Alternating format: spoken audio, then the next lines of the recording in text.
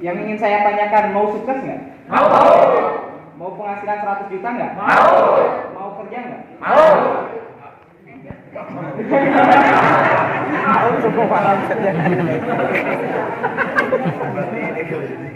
Bapak Ibu, kalau kita tanya pengen sukses, pasti kebanyakan orang jawab Mau. Kalau ditanya mau. Terus banyak juga orang yang bilang saya akan sukses. Betul? Betul. Tapi sedikit orang yang bilang saya harus sukses. Saya siap sukses. Banyak di antara kita pengen sukses. Benar. Setelah ditolak, down. Setelah ada masalah, kendala, fakta di lapangan, down. Katanya mau Sukses. Makanya kalau mau sukses banyak, tapi belum tentu sukses. Kenapa? Karena apa iya? Apa benar? Saya akan sukses. Si gadis nyawa. Tahu si gadisnya? Kayak yang benar aja. Kenapa? Karena banyak orang di luar sana pun sama. Saya pengen sukses, saya pengen merubah hidup, saya pengen ini, pengen itu, banyak kepengennya, tapi nggak ada actionnya. Betul? Banyak di luar sana, saya akan sukses, saya akan kayak gini, saya akan kayak gini, saya akan kayak gini, tapi nggak ada faktanya, buktinya nggak ada. Kenapa? Karena orang sukses dia nggak akan bilang akan, dia nggak akan bilang mau, dia nggak akan bilang pengen. Yang dia bilang apa? Saya siap sukses, saya siap jemput kesuksesan, saya harus sukses.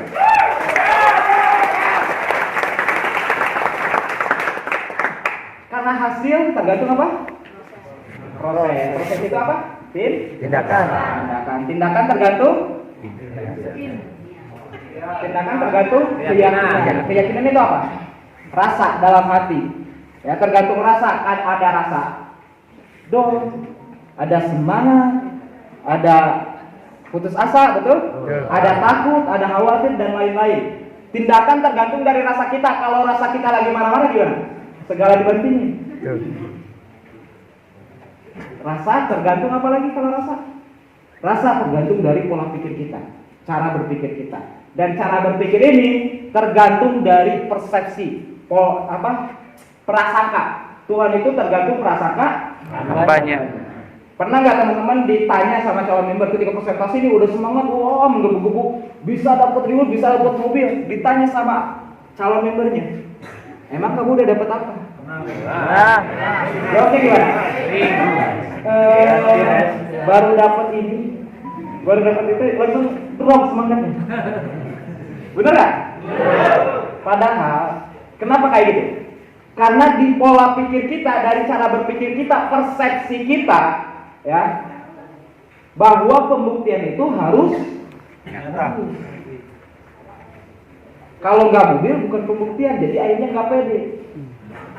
Kalau saya, kalau dapat bonus sponsor aja 400.000, wah udah dedikasinya gila-gilaan. Apalagi dulu bonus sponsornya cuma cepet 100.000, kalau sekarang enak 400.000. Udah ada yang dapat bonus sponsor? Ya. Semuanya udah dapat? Ya. Udah dapat. Udah ngerasain produk? Ya. Oke. Kalau saya ditanya sama calon member, ya, kita tanya dulu satu. Siapa namanya? Chandra udah dapat bonus sponsor? Belum. Oh, baru gabung. Siapa? Pak Taufik. Udah dapat bonus sponsor? Udah. Berapa kali? 1 kali. Udah berapa bulan gabung? 3 bulan. 3 bulan baru 1 kali sponsor. Kalau saya tanya, Pak udah dapat apa? Jawaban Bapak apa? Dapat sponsor aja. Kayak ini kita gitu. Rata-rata kenapa kalau member nggak join? Ya, karena kita persepsinya, 3 bulan saya baru dapat bonus sponsor 400.000 baru sekali. Kira-kira 400.000 gede atau kecil? Tapi 3 bulan gede kecil. Nah ini gitu. Lihatnya 3 bulan 400.000 kan? Tapi kalau misalkan lihatnya kebalik Pak. Kalau saya persepsinya kan 3 bulan udah lewat, ya. Yang saya pikirkan produk yang udah saya pakai apa? Produk yang Kang Taufik udah pakai apa? Eco farming gimana hasilnya? Alhamdulillah. Ningkatin hasil panen Kak? Ningkatin hasil panen berapa kali dapat? Dikasih apa maksudnya? Hasil panennya gimana? Alhamdulillah mantap. Pokoknya itu dari 2 kali lipat. Pokoknya mantap. Kalau kita udah ngerasain produk itu udah dahsyat banget. Kalau ditanya, kamu udah dapat apa? Kang Taufik udah dapat apa? Dahsyat luar biasa. Alhamdulillah hasil panen saya jadi meningkat. Iya. Benar? Benar. Salah nggak? Nah, selain hasil panen meningkat, tambah mantap lagi. Yang biasanya orang lain pupuk hanya pupuk doang. Betul nggak? Betul. Hasil panen biasa aja saya udah meningkat, plus udah dapat bonus 400.000. Yang benar, iya, alhamdulillah gara-gara jelasin ekoparmi ke orang, dia malah belanja produk, saya dapat loh 400.000. Emang itu gimana caranya? Kayak nggak? Tapi kan pembuktian itu harus mobil, dia maksanya buat mobil. Atau mobil mah udah pasti dapat lah. Kenapa? Lihat aja produknya udah keren gini, masa orang nggak mau pakai?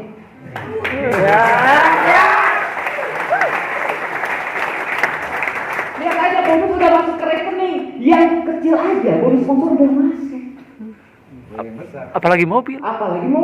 Apalagi udah banyak yang ngebuktiin, bukan omong doang. Lihat nih katanya, masih muda 25 tahun.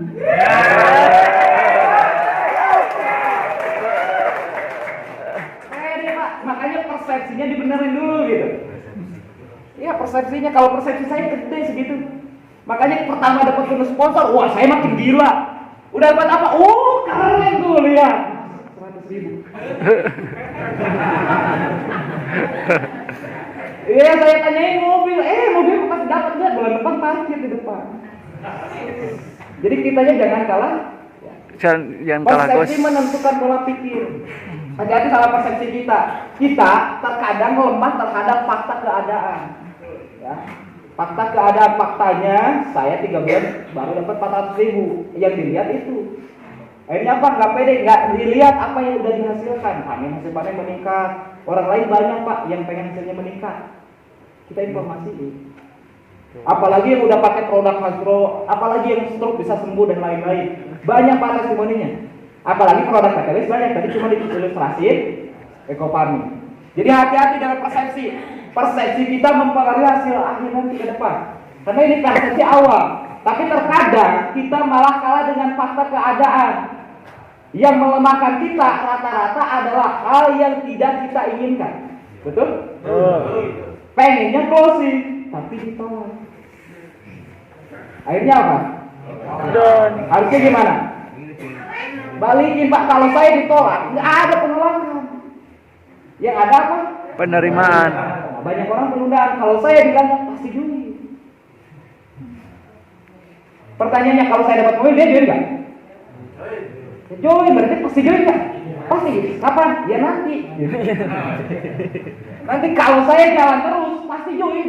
Besok prospek lagi, besok prospek lagi, ada yang join, follow up lagi. Wih mantep tuh, udah dapat bonus sponsor. Ya ngopi.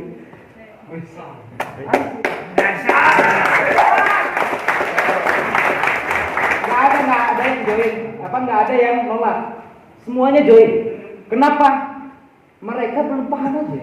Kalau mereka paham bahwa produknya luar biasa, kita udah ngerasain, dia ngerasain juga produknya, terus kemudian dia ngeliat kita dapat bonus dan kita liatin bonusnya dan kita coba, ya, mainin bonus itu dengan cara jalan-jalan bareng dia. Bisa kan? Dengan makan dan lain-lain. Akhirnya iya ya benar. Sambil follow up lagi. Gak join lagi, gak masalah, nanti juga join.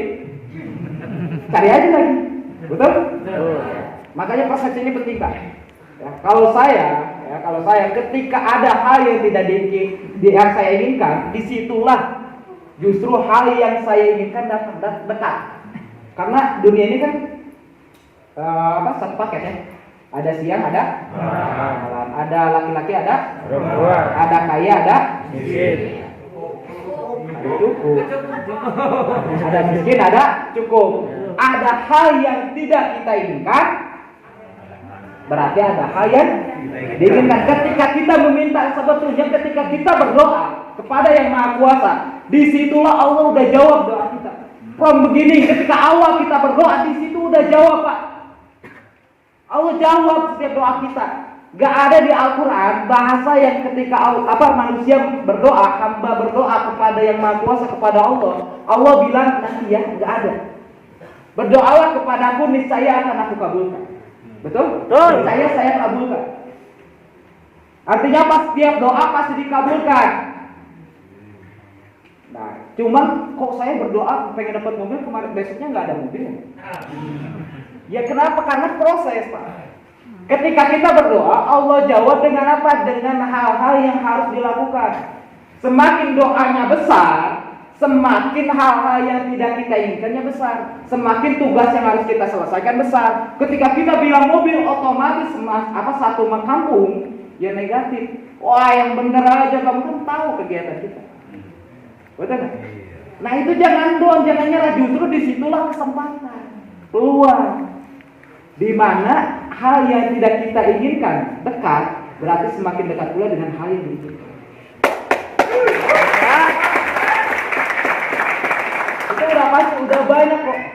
Ketika saya berprinsip kayak gitu, alhamdulillah, kehidupan saya berubah. Jadi yang paling penting nomor satu, persepsi dulu benerin. Jangan ada persepsi yang negatif. Pastikan persepsinya positif. Sekarang kendala apa lagi? Kebanyakan kendala salah satunya gak suka sama MLM. Oke, gak suka sama MLM. Kang Taufik, suka gak sama obat? Suka. Asli suka sama obat? Ya. Apalagi ekon. Obat warung ini ya. Kadang-kadang. Suka gak? Suka obat gak? Enggak lah. Gak suka obat? Asli? Oke, asli. Tapi kalau sakit berobat gak? Kenapa berobat? Pengen sembuh. Biar sembuh. Gak suka obat, tapi tetap aja berobat. Kalau sakit, bener gak? Sekarang dompet kamu sakit gak?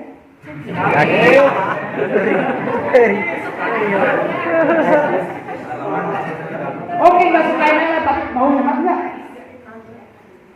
Kan dari kan kita udah ngerasain produknya udah hemat, mantap hemat gitu.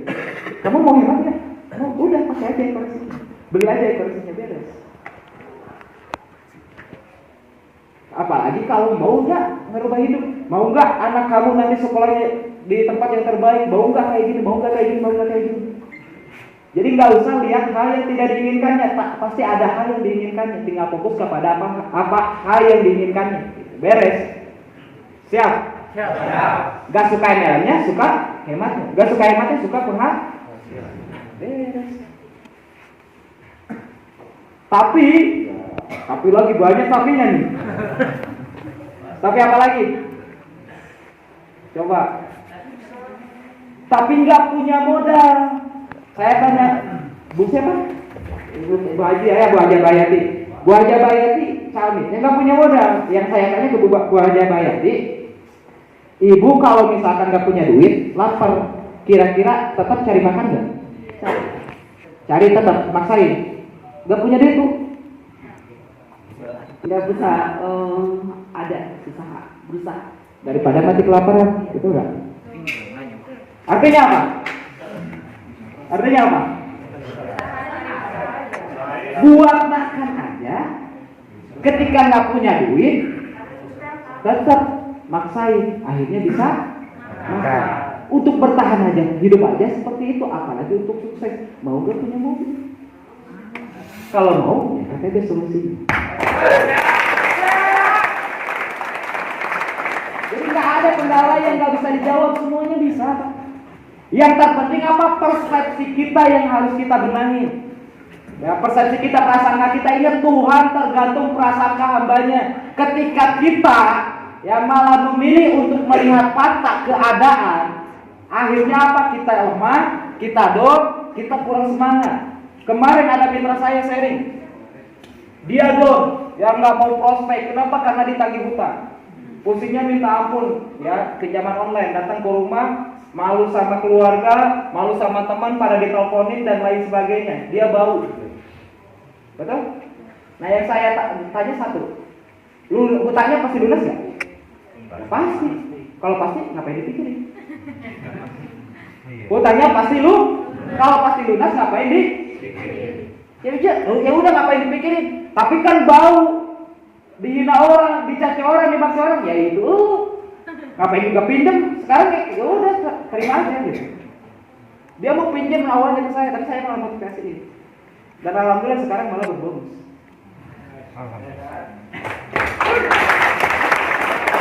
Kalau saya bantu secara duit, Pak, besoknya, lusanya, minggu depannya, bulan depannya, tahun depannya bisa punya masalah yang sama lagi. Ujung-ujungnya kelilit utang sama gede, sama gede, sama gede. Kalau di otak kita, ketika kita punya utang, di otaknya pinjaman, di otaknya bank, di otaknya cari orang lain yang bisa nolong kita, maka siap-siap Pak, makin gede masalahnya. Kerasa nggak? Yang harusnya ada di otak kita apa? Bagaimana caranya saya ngasihin duit supaya lu ngasih hutang itu? Kalau misalkan bau ya udah bau ya di kita kok. Saya juga pernah ngalamin hutang sampai ratusan juta. Tapi karena saya berpikir saya pasti lunas hutang. Kalau pasti, ya kalau pasti ngapain saya pikirin pusing amat. Yang harus saya lakuin adalah bertindak bagaimana caranya melunasi hutang itu walaupun mau pelan-pelan tapi pasti. Kenapa? Karena yang ada di pikiran saya bukan pinjam lagi Pak, tapi apa yang bisa saya jual. Bukan yang jual yang ada karena saya nggak punya barang. Orang tua saya biasa-biasa aja, latar belakang biasa aja. Yang ada di otak saya barang orang lain yang bisa saya jual, bisa dapat keuntungan, dia untung saya untung, hingga saya bisa melunasi hutang itu. Dan alhamdulillah Pak, itu yang merubah hidup saya hingga saat ini. Ya sampai saat